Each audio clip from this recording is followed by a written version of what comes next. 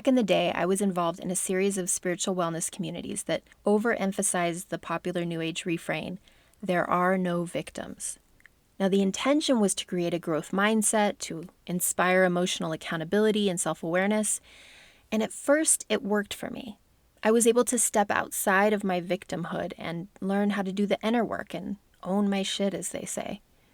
But the further I went down that rabbit hole, the more I came to believe that if I was experiencing something, anything negative in my life, then I was somehow energetically at cause.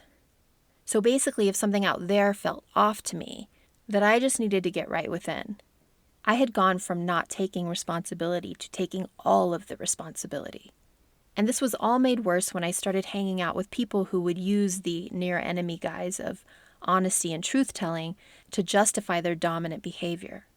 And because I considered myself at cause, I often accepted their one-sided projections and blamed myself for their poor behavior.